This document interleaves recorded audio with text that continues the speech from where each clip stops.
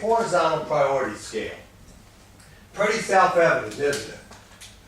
And this is what I use. You put spouse, God, job, kids, self, and you put it on.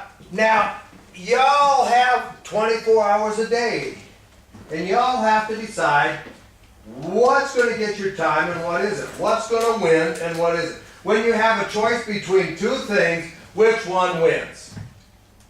And most people that I know are operating in life on a horizontal priority scale, which means, how do you know which one's more important than the other? You don't. Because you haven't solidified that in your heart to know where things belong. And the first thing you have to do to start getting your marriage put together is you have to get your priority scale aligned correctly. And it's not horizontal, it's vertical. Always is vertical. God is at the top of the scale. If you don't want to have him there, it's 10 to 8, I don't know why you would stay. You might as well go do something else for fun. Because this is why. Let's go back to sports. I love sports. If you play soccer, who here is the biggest soccer fan? Some of you guys I know like soccer. Come on, admit it. It's no disgrace. Is Michael a big soccer fan? Well, that's okay. That's okay. Hey, I can't run that hard. I give them credit for being great athletes. It's just, it's a sport that doesn't hold our attention when they go for an hour and it ends up 0-0 and you go, what was that all about? We're Americans, we like to have a little more definition of things. But be that as it may. There are rules to the game of soccer, right? Even if I don't understand them. Who made up the rules? Whoever invented the game. Okay? Now you might say, well, we can change the rules, and that's true in some sports. In baseball, a guy by the name of Abner Doubleday is credited with inventing baseball. And he made up this game, and he says it's going to be like this, and like this, and like this, and like this. And in every game, when you play the game, you have to follow those rules, or what happens? Not good things. I even know, oh my goodness, if the other guy can fake it good enough, you'll get a yellow card against him. And if he's really good, you'll get a red card against him, right? It's not that I don't know nothing about the game. And the red card gets you kicked out, right? You're done for that game. Am I right? On that, I'm not positive. But I think if you get a red card, you can't play anymore, right? That game. Okay. Which means that there are rules to this game that if you break the rules, there are consequences to it, right? And if I want to play soccer, and especially, let's say I came and I said, Michael, I want to go play soccer with you, I would have to operate within his rules, right? Otherwise, I would rapidly be red card. The way I want to play, I'd last about 30 seconds, but, you know, that's what it'd be. Okay, so, well, guess what game each and every one of us is playing right now? We are all in here playing a game. Short game. In the scheme of things, it's a really short game. Simple word. 4 letters. Did I hear you say life? Very good. Sasha, your answer. We're all playing the game of life. Whether we want to or not. See, I could choose. I could say, Michael, I know that you like soccer, but I don't have to play it if I don't want to, right? But life, you don't get to pick being born, and once you're here, you don't get to pick the rules. God says, and that's why God has to be on top. He says, guess what? Maynard is a term in America that says, you ain't too smart up there. You might be from the back hills and not have gotten much out of school. You're kind of a dimwit. You're kind of dumb. I call myself Maynard a lot. Okay? I don't even call it you Maynard, but I can call myself that. God might say, Maynard, when he's talking to me, you may be stupid, but you're still going to have to play by the rules that I made up. And you have no choice. And you see, just like in a game of sports, if you're in a game, you have to follow the rules or suffer consequences. In the game of life, if you choose not to live the way God made the rules up, you're going to suffer consequences. Now, let me make this perfectly clear to you. In all of Amsterdam, well, what would be the... There's not very many really tall buildings here, is there? What's something that they would all recognize? Eiffel Tower. Everybody knows the Eiffel Tower, right? Okay, and this is true. I use Matthew as an example all the time. In this example when I give it. And so he's going to be the example tonight. Now, who here is the most argumentative person? Besides me and Matt. Anybody? Like to debate? Like to argue? A little contentious? Zipporah? Here's the deal. Here's the deal. I'm going to pick you for this, and I'm going to get him later, and he won't, by the time we're done here, he won't be doing that anymore. But because of that, since I think he might be correct, we're going to use you. So you and I are arguing about the law of gravity. Okay? The law of gravity. Everybody knows what the law of gravity is, right? We've all been taught that. And here's Zipporah who says the law of gravity, you know, if you drop, what's empty? Yeah. If I drop this, what does the law of gravity say? If I let go of this, not drop, if I let go of this, what's the law of gravity say? It will fall. It's going to fall down on the ground. As Zipporah says, yep, the law of gravity always works. Now we're going to say for argument, oh jeez, that's all getting older. You'll understand something pretty soon. We're going to say for argument that I'm looking at Zipporah and I just want to argue and I say, Zipporah, the law of gravity doesn't work at all. That's just stupid. And she goes, stupid? What kind of moron are you? And I'm going, for you to believe in the law of gravity is just stupid. I cannot believe that you got sucked in it. I suppose that was one of those Christian people that told you you had to believe in the law of gravity, but it don't work. And so you and I decide that we're going to settle this argument. And we travel to Paris on the fast train, and we go up the Eiffel Tower. And Zipporah goes, I'm going to prove it to you. And she jumps off the Eiffel Tower, and all the way down she's going, I told you so, I told you so, I told you so. And when she hits, curse, splat! You're going to do this big old blood blot there, right? Okay. Just a hit. It gets worse. And so, here's me. And I'm going, well, I don't care. I'm going to prove it doesn't work. And I jump off the Eiffel Tower.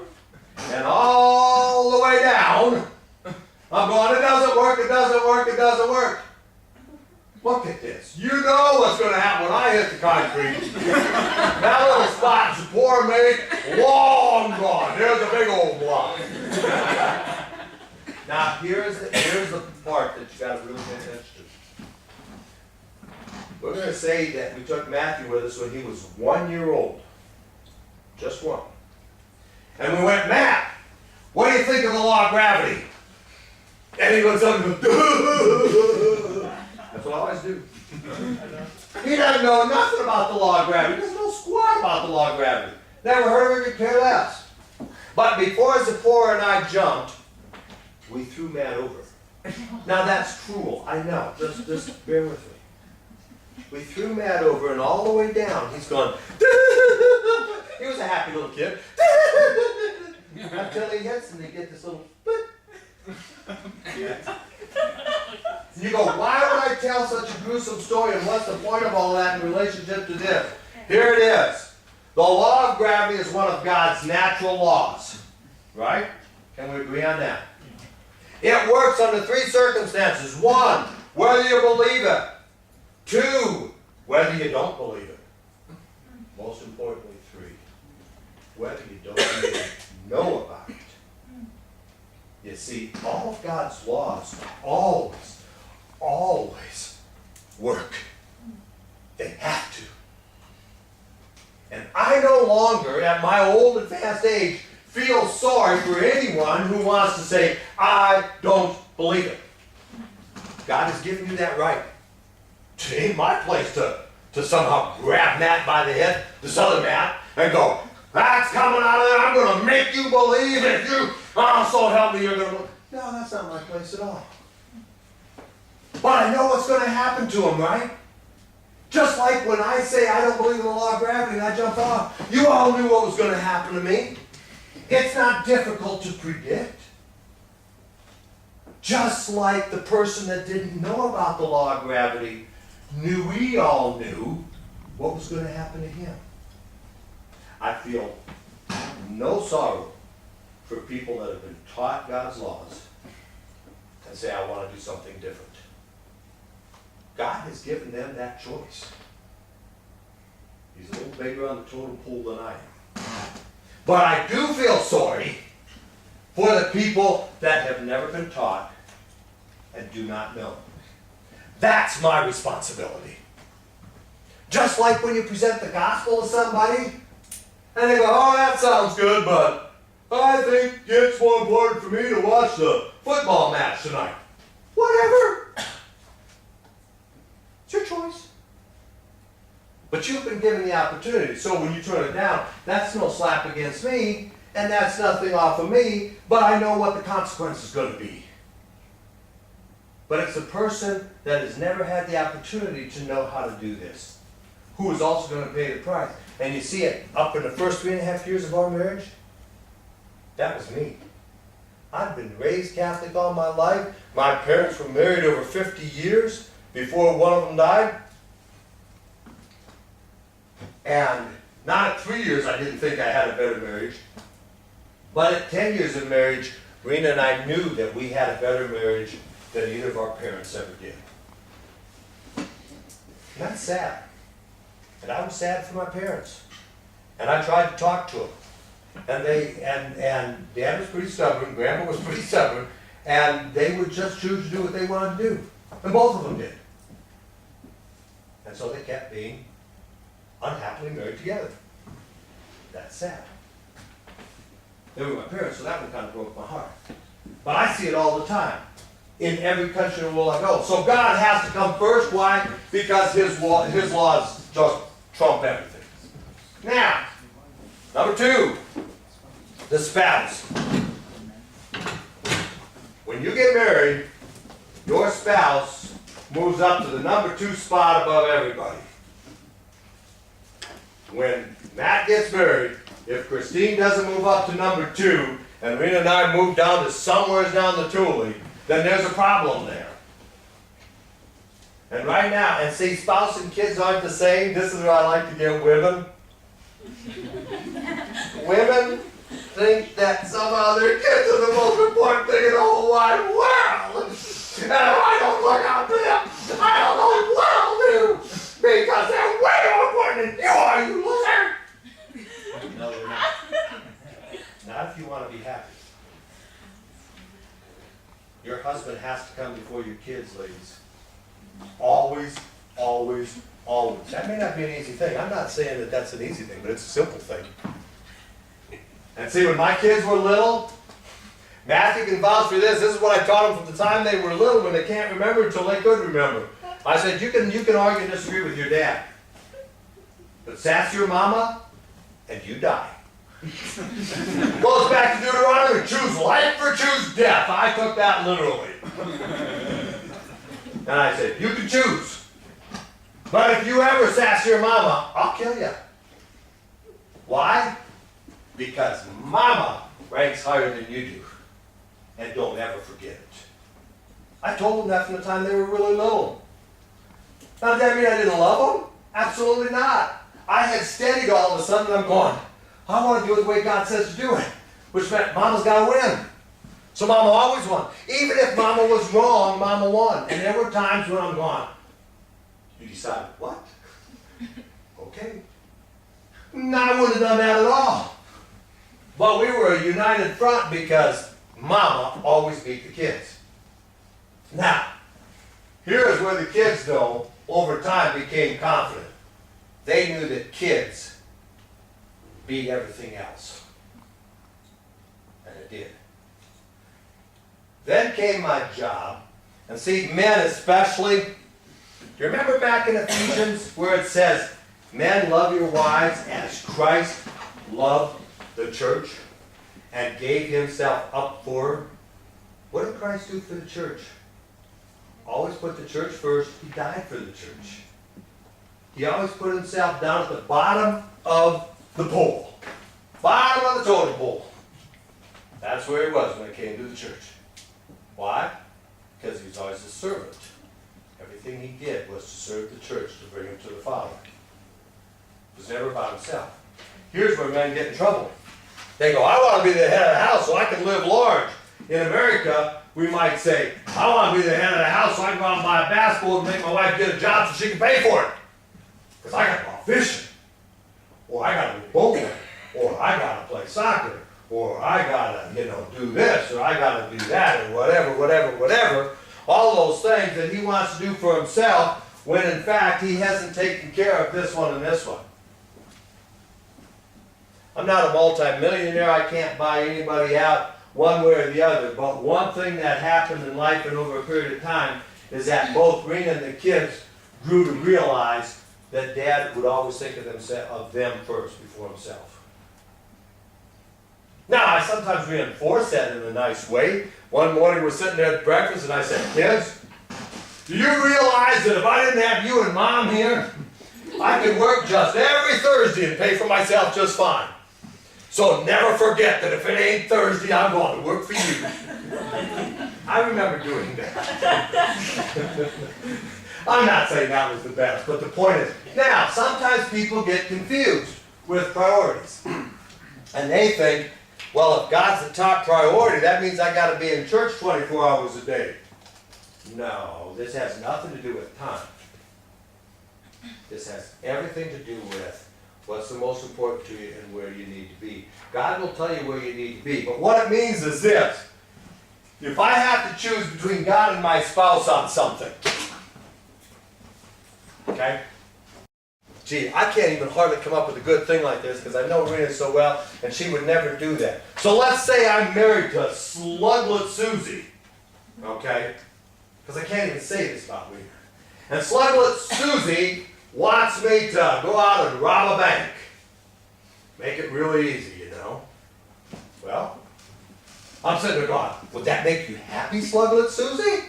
Oh, you bet. This could be your night, little old doofus Bill, if you'll just rob the bank for me so I can have a nice big dress. Now, I have a choice to make. Do I want to make Sluglet Susie happy, or do I follow what God says when he says, thou shalt not steal? That's a kind of a gross example, understand? But the fact is we're all called to make choices all the time. And if a choice that would make this one happy interferes with this one, it can't happen. You have to choose God first. But now let's say that I'm married to Rena. And Rena says, Bill, the kids at school is coming up pretty soon and we're going to need some extra money to pay for their clothes and stuff. So if you want to go and work that extra shift over at Cameron in the hospital, that'd be fine. Well, am I stealing from anybody? No. So it's nothing that violates what God says about anything.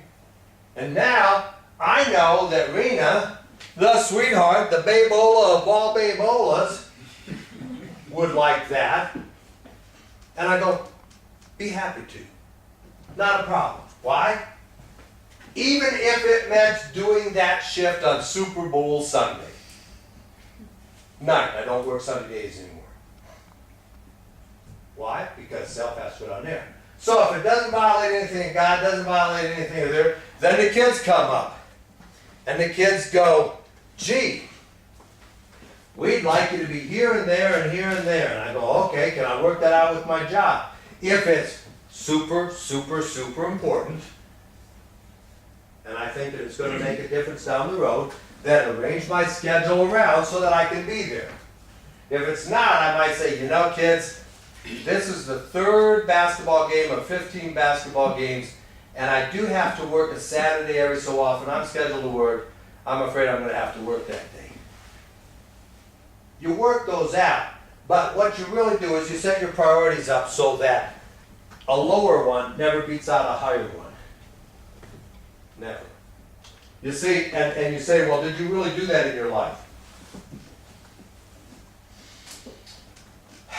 When I was in training I was in my residency, I was doing a family practice residency after med school.